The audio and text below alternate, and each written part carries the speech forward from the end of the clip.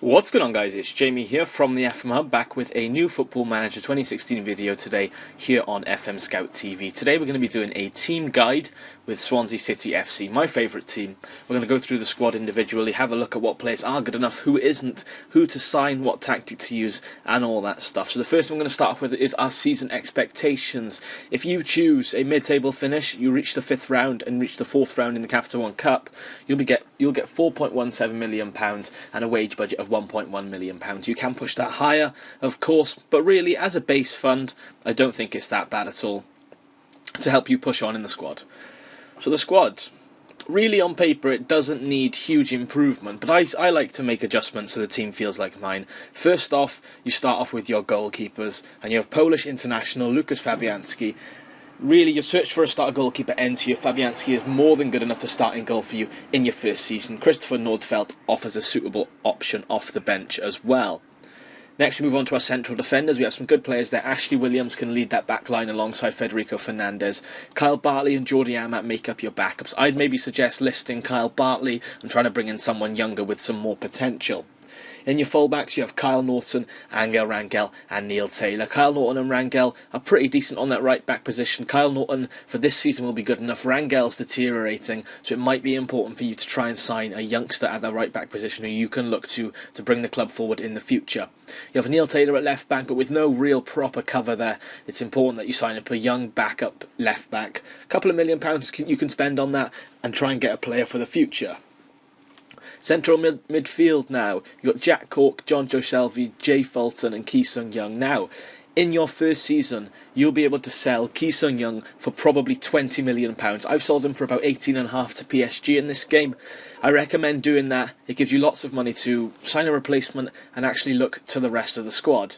Jack Cork, John Joe Shelvey, Jay Fulton. Jay Fulton's not good enough, probably won't be actually. It might be worth sending him on loan, seeing if he can improve himself. But Jack Cork and John Joe Shelvey will make up a good central midfield. And if you do decide to sell Ki Sung Young, I'm sure you'll be able to find a suitable replacement. Our wingers now, we have some decent wingers. Wayne Routledge and Andre Ayew were pretty good. Andre Ayew can definitely stay. He's one of the best players in the squad. Tabernau, only 3 stars. I mean, Tabernau, Marvin Emnes and Barrow probably aren't good enough for you, so it might be worth having a look at getting rid of those straight away. Gylfi Sigurdsson is another player now in attack midfield who we could potentially sell. I've managed to get a bid for £27 million from Chelsea. I'm going to accept that just because I can use that money to improve the rest of the squad. Next up is Bafétimbi Gomez and Eder. Neither of these, in my opinion, are good enough. Gomez is known to go hot and cold and not produce really consistent appearances, so I'd look to sell him as well and try and bring in players. Eder, you're going to have to keep him because he's just signed, but maybe look elsewhere in January. What I'm going to do now is play forward and have a look at which transfers I make and then the formation that I would suggest using with Swansea City. So I've gone ahead and made all the transfers that I would like to make with Swansea City, managing to get this all sorted in a couple of weeks. And I've made some interesting sales, sold players and bought players, made some big risks, but I think everything would work out well. Head over to our transfers and our transfer history. We'll start with leaving the club. Ki Sung Young departs to Paris Saint-Germain for £15.5 million. I honestly just couldn't turn that down. Gave me lots of money to improve the rest of the squad. Jarit Hendrick went on loan to PSV. I actually signed him from PSV for £4.1 million.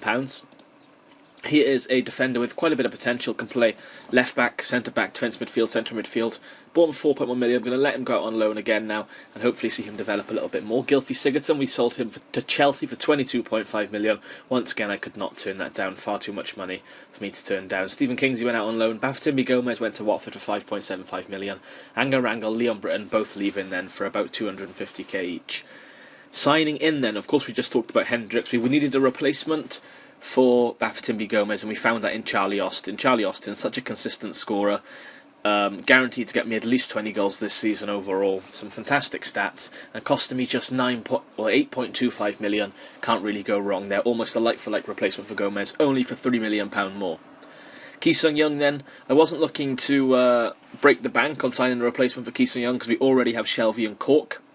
But I've signed Sandro from QPR for £6.5 million. He was probably the best option on the market at the moment. All-rounder, such a good player. Fits well into that central midfield position.